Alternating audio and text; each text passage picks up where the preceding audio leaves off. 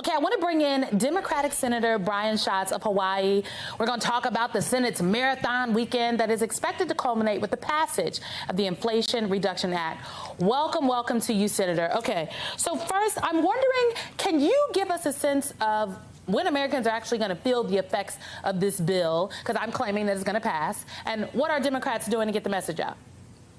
Well, I think this is one of the most significant pieces of legislation we've had, not just in this Congress, but I've been in the Senate for 10 years. This might be the most important bill we've passed. We're going to reduce the cost of prescription medicine for tens of millions of Americans with a $2,000 annual cap on copays, and finally, after probably 20 or 30 years of talking about it and arguing over it, having Medicare negotiate the price with the pharmaceutical companies. And for me, the reason I came to the United States Senate was for climate action, and this gets us 40% emissions reductions in 8 years. That's extraordinary, and we're going to see that almost immediately.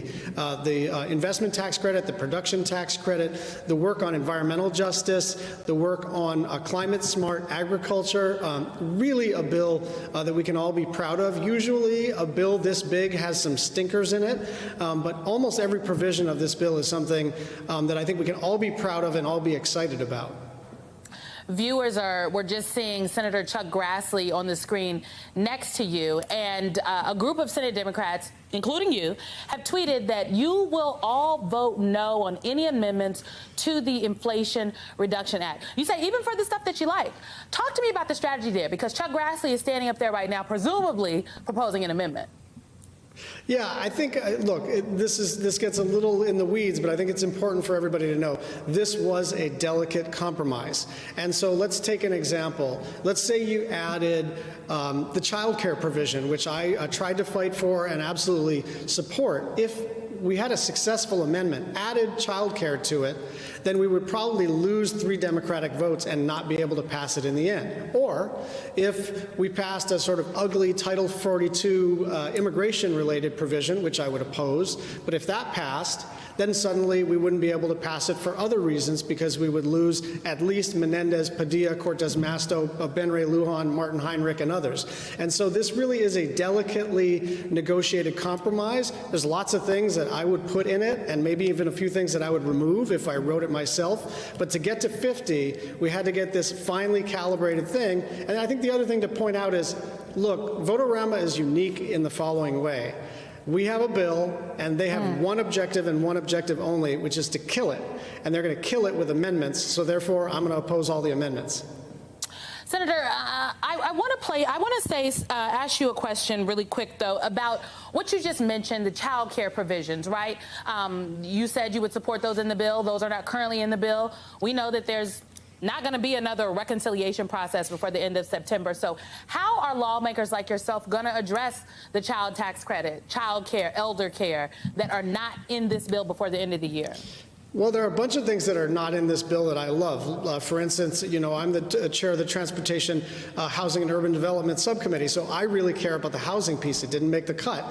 But look, lots of things don't make the cut when you enact major legislation. This is not Build Back Better. And the way I look at this is I don't compare it to the bill that was introduced or contemplated a year and a half ago. I compare it to where we were 2 weeks ago, which is we were about to get nothing. And now we're about to get not just something, but something extraordinarily significant for millions and millions of Americans, and the first major climate action that the federal government has really ever taken. I agree with you there, sir. I do think, though, people want to see something else in terms of at least a child tax credit for the end of the year. I want to play something for you. This is Republican Senator Lindsey Graham comments. This is what he said yesterday about what folks can expect from Senate Republicans once the bill hits the floor. Take a listen to this. So what will Vote-A-Rama be like? It'll be like hell. They deserve this. As much as I admire Joe Manchin and Sinema for standing up to the radical left at times, they're empowering legislation that will make the average person's life more difficult. At a time they can't afford higher gas taxes, they're going to get it. At a time we create jobs, it's going to be harder because the incentives to do so are gone. So I'm hoping that we can come up with proposals that will make sense to a few of them, and they will abandon this jihad they're on to tax and spend. Now, about 95% of what Senator Graham just said is a lie, and not to mention Islamophobic, if we're going to be honest. Senator, how do you triangulate against stuff like this? Like, the fact that Republican senators are just going on television lying about what is in this bill, what is getting lost in the noise?